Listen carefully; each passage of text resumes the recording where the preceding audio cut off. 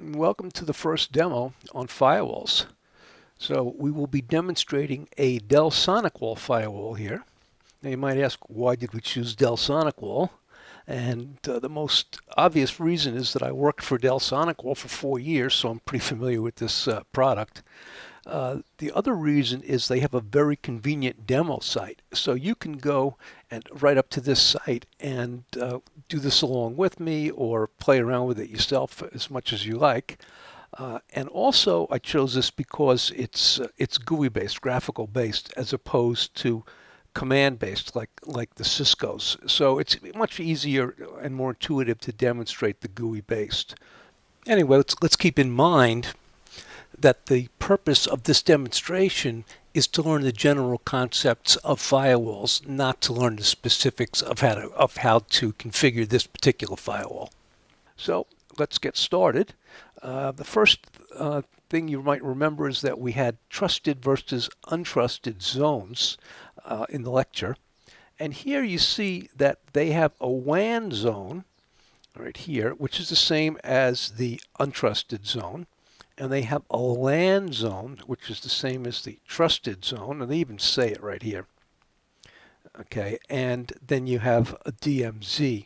So those are already, this is just by default that you get these zones. So let's look at the firewall itself. Now, the thing that you want to realize is if you look up here, it says a network security appliance, which is what it is. So there is no such thing nowadays as a firewall appliance. They're almost all network security appliance, which has all the functionality of what the older concept of the firewall is, plus a whole lot more. So if you look at the access rules here, and we're in a matrix, then you can see the actual firewall rules. So you can see from LAN to WAN, and we can look at that here, and you can see the access rules from LAN to WAN, or from the inside of your network to the outside. Everything is allowed. Now you can add firewall rules right here by just clicking add, and you can go ahead and add as many rules as you want. Now if we go click matrix again, then we can look at another one. We can look at WAN to LAN. Now here, they deny everything. So if you think about that, you don't want people on the outside connecting to your network. So that's denied. Now you can add rules here, just like you did before, and you could add as many rules as you want. Now you need to realize that the order matters. So what it's going to do in any firewall is it's going to start at the top and work down. So if the first rule is deny, it's just going to go ahead and deny it. It's not even going to look further. So if you add rules here, you want to use after you add the rule, you can use this priority and move them up and down. You want to make sure that any allow rule that you add is going to be before this deny, or else it's not going to have any effect.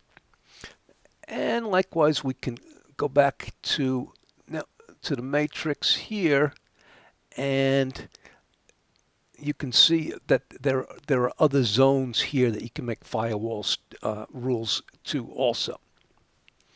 So if you remember, we spoke about first generation firewall functionality, which was packet filtering, second generation firewall functionality, which was stateful packet filtering. Well, when you configure any of these firewall rules, you get both automatically. Now, if you want the third generation of firewall functionality, which is application level, then you can go to app rules. And you can create app rules here that give you the ability to filter on almost anything that would be inside of the packet. So you can see that you can create here, if you go to app rules, you can add a new policy here, and you can create any app rule that you like. Or if you want the easy way out, so to speak, you can go to App Control Advanced. Now what they have here is these are app rules that are already configured for you, and you can choose to use them or not. So for example, let's take this YouTube here. It's under see that we're under the category of multimedia. If you go to YouTube here and click on Configure, you can see is block is disabled. So if you wanted to block YouTube, then you just enable that, and then you save that, and then it'll block YouTube. Now you can also log it and all kinds of stuff. Now let's look at some others here. So if we go to peer-to-peer, is a lot of there's an awful lot of dangerous peer-to-peer apps. So you can decide that you want to just block all peer-to-peer.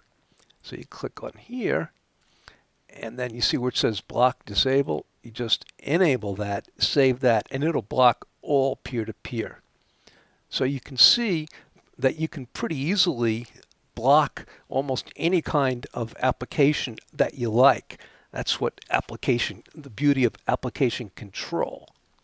Now, if you remember, we said that in addition to being a firewall, and a firewall would be basically packet filtering, stateful packet filtering, and application level filtering. In addition to that, there are other services that make it a security appliance. So we can look at our security services here. And under the security services, we'll just go through them. First one is content filtering. So in content filtering, you can configure this so that different websites are, that you can block different websites. So you can go to policy here, and then if you go to the default policy, then you see that they have all kinds of categories of websites that you can block. So you can choose any of these that you want. So they start you off here with stuff that almost any business would want to block, but then you can go ahead and maybe you want to block job search, or maybe you want to block email, any of these things. So some of these things you're going to block because there's absolutely no reason to be using them on a at work, or you might just want to block stuff like you might want to block stuff like humor and jokes, just so people don't waste their time. Close that out. Okay, so here's your intrusion prevention service, and what you see here is here's all your policies. Now this is built in, and you have the ability here. If you just say enable this, then you're going to get the default, all the default signatures. Okay. Now, if you look right here, you can see there's a signature timestamp. So this shows that they are updating your signatures. So these are all the signatures that you have here. So if you go to all categories, each one of these has an awful lot of signatures in it. So you can see how many signatures you got just on, if you look at this ActiveX. These are ActiveX signatures or DNS signatures, whatever. So there's, I don't know, a couple thousand signatures here, I suppose. And pretty much if you just click Enable IPS, it's going to do its job, but then you can get much more fine control if you want. Likewise is similar for anti-spyware.